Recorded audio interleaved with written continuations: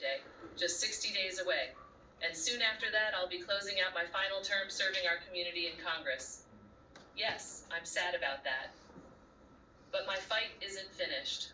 I've been working as hard as ever in Congress to deliver for our district and to use my platform to advocate for people facing similar health and ability challenges that I've battled over the past year. I never expected to be in this position.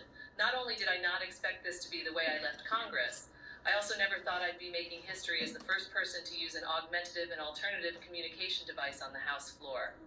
I never expected to hear an AI replica of my own voice, a scary good replica at that, which is what PSP robbed me of over the past year.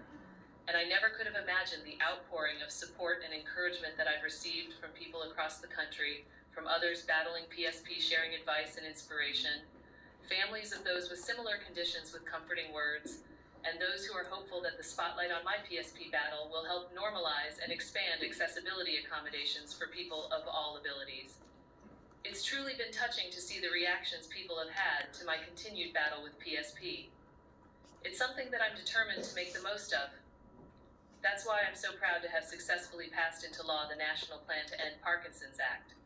This bipartisan bill, which I championed, is the most significant effort in my lifetime to fight Parkinson's and related diseases like my PSP. I was honored to join President Biden in the Oval Office earlier this summer to see the bill signed into law, and to debut my new AI voice for the very first time for him and my mom in a very special ceremony. It was a big achievement, and I know there's more we can and must do to build on it.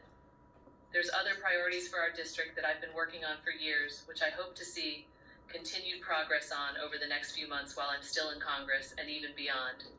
Things like extending life-saving funding for childhood cancer research, expanding resources to prevent domestic violence and support survivors, standing up against human rights abuses in China, and much more. It's these kinds of issues which I consider part of my legacy in Congress and right here in our community, which I've been proud to serve for over 2 decades in public service. That journey began right here in Loudoun as a prosecutor and advocate for abused children, and then going down to Richmond to serve as your state senator. I've done a lot of thinking about my legacy lately, and not just thinking, but working to cement that legacy. I believe one of the most important ways I can do that is to defend the 10th District seat and support my successor. And for that, I need your help. I've asked for your support before. First, in a not quite successful run for Commonwealth's attorney, and later to take on the challenge of something that hadn't been done in nearly 40 years, flipping this congressional seat blue and helping Democrats take back the House to put a check on Donald Trump. But for me, personally, asking for your help now to elect Suhas and keep this seat blue is the most important ask I could make of you. Loudoun deserves a representative who will put families first and help all of our children get the opportunity to succeed. Loudoun wants to count on someone who has proven results delivering for our district on the issues that matter most, like lowering costs, building a sustainable future, and keeping our communities safe from gun violence. Now more than ever, we need a fighter who is going to stand up loudly for freedom and defend our democracy.